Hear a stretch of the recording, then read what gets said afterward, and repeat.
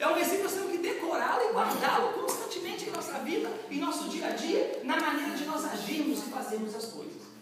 É interessante, irmãos, notarmos o seguinte, que aqui no livro de Salmos, Deus, e não só no livro de Salmos, mas outros livros do Velho Testamento, Deus é chamado de muitos nomes. Por exemplo, lembra o nome que Deus é chamado? Deus é chamado de Rei. Deus é chamado de Libertador. Deus é chamado de Rocha. Deus é chamado de Escudo. Deus é chamado de muitos nomes. Mas aqui nesse Salmo de Davi, Davi vai numa intimidade com o Senhor e ele passa a chamar o Senhor agora de pastor. O Senhor é o meu pastor.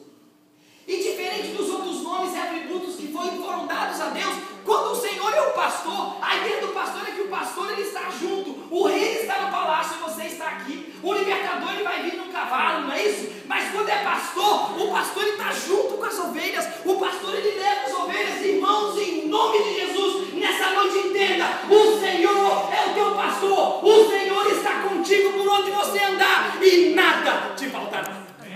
Nada te faltará. O entendimento de Davi diz que o Senhor é o pastor, o Senhor está perto, o Senhor quer colocar você em pastos verdejantes, para que você possa ter o que? Fruto, para que você possa comer bem, para que você possa ir bem. O Senhor é colocado agora como pastor, como aquele que cuida de nós. Mas nessa noite, eu gostaria de falar com você sobre o versículo 5, e continuando quanto à vitória agora sobre o ladrão, eu quero falar para você, em primeiro lugar, nessa noite, que nós vamos ter a vitória sobre o ladrão, porque em primeiro lugar, é o Senhor que nos dá segurança. Amém. Irmãos, é o Senhor que nos dá segurança.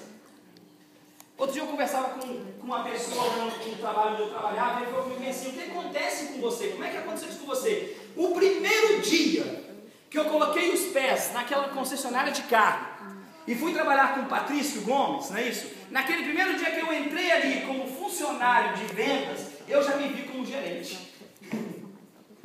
Eu já me vi como gerente. Então o que acontece? Visão é a capacidade de ver além.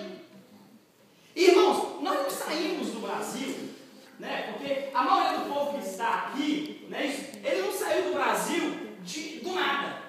Normalmente quando a gente conversa, né, a gente vai pastor, eu era isso, pastor, eu fazia aquilo. Então por que não faz? Ah, pastor, você precisava ver na igreja como é que eu era. Ah, eu era. E aqui? Qual a diferença? Aqui é melhor ainda de fazer.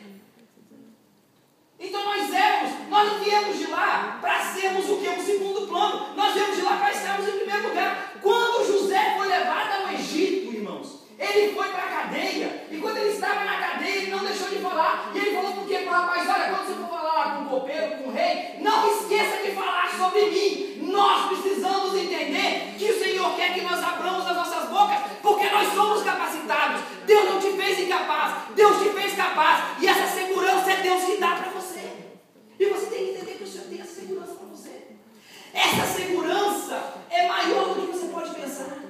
Essa segurança é a verdade que você entende dentro de você que vai dar certo. Quando você saiu do Brasil, ou do Chile, ou da Colômbia, ou de Cuba para vir para cá, em alguma hora passou na sua cabeça que podia dar errado? E por que quando você está aqui agora você acha que vai dar errado? Você não está entendendo a palavra do Senhor? A segurança do Senhor, ele diz que ele prepara perante os nossos inimigos uma mesa. A ideia, irmãos, é a seguinte: antes mesmo que a batalha aconteça, nós já estamos celebrando, glória a Deus, aleluia, eu venci a batalha, porque o Senhor já me deu a segurança. Não sou eu, irmãos, é o que o Salmo 23:5 diz. O Senhor já preparou para você a mesa da vitória. O Senhor já preparou para você a festa da vitória. Mas é necessário que nós entendamos, em nome de Jesus, que em Cristo somos mais do que vencedores. Sabe qual é o problema? O problema é o seguinte: é que a gente quer dar o nosso jeitinho. Deus, e se eu te ajudar? Deus, isso que o Senhor quer fazer para mim, tudo bem, mas pode demorar um tempo maior. Eu sou brasileiro, deixa eu dar um jeitinho brasileiro aqui para ver se vai mais fácil. Irmãos, o jeitinho pode dar certo.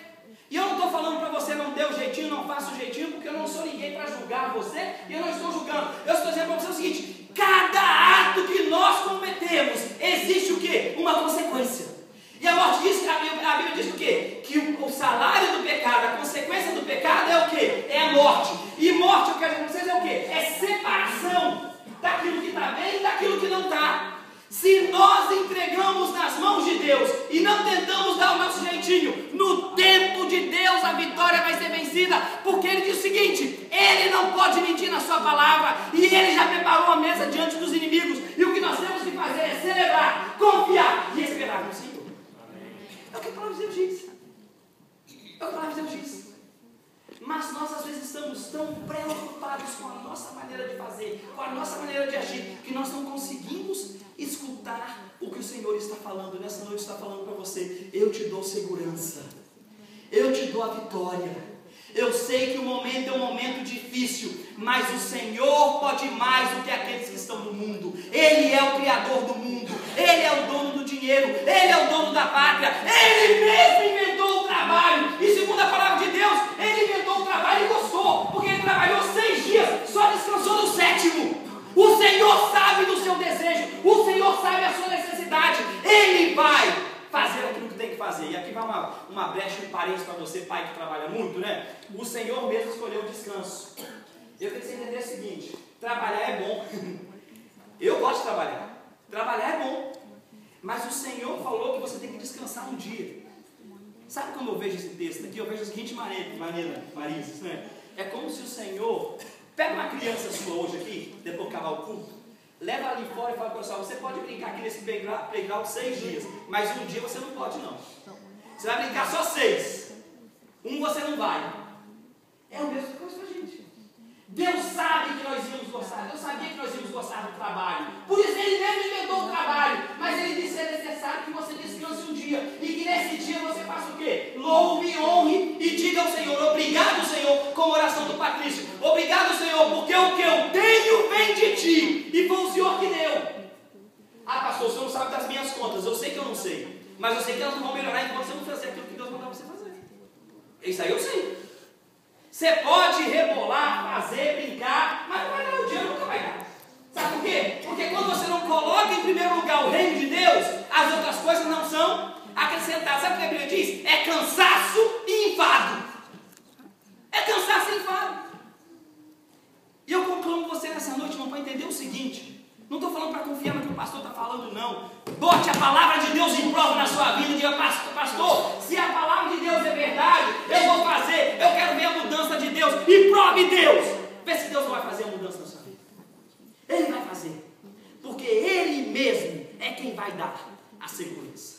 Nós vamos ser vitoriosos sobre o ladrão, nós vamos ser vitoriosos sobre Satanás, porque Deus está conosco nessa batalha, e segundo a sua palavra, Ele mesmo já preparou a mesa para que nós possamos festejar a nossa vitória.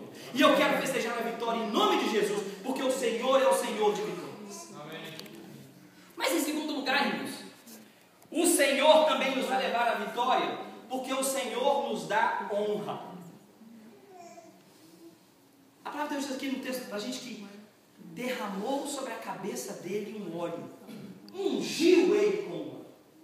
Ungir é honra.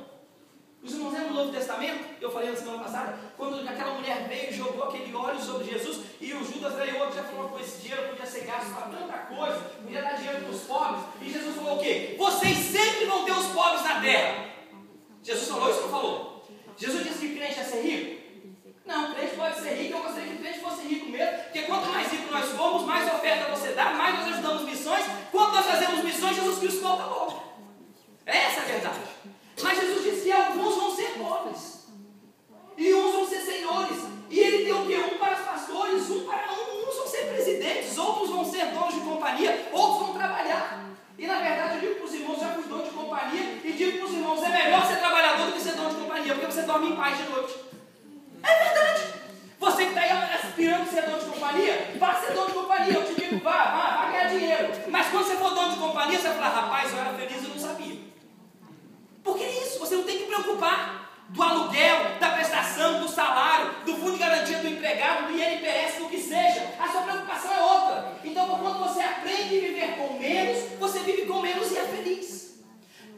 as riquezas não são quem dão a gente a felicidade. Eu falei na semana passada o que a palavra de Deus diz. Aquele homem guardou tanta coisa, já tantos celeiros, e aí ele chegou em casa e disse: alma, está aí diante de você todos os celeiros, agora simplesmente descansa e curte tudo que você tem. E a Bíblia disse: louco, nessa noite te pedirão a tua vida, e tudo que você tem guardado, para quem será? Para quem será?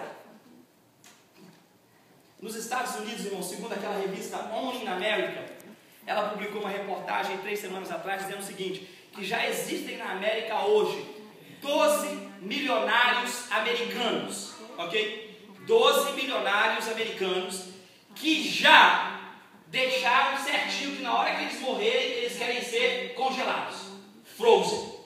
Estão escutando aí? Isso não é mundo de ficção não, isso é mundo de verdade.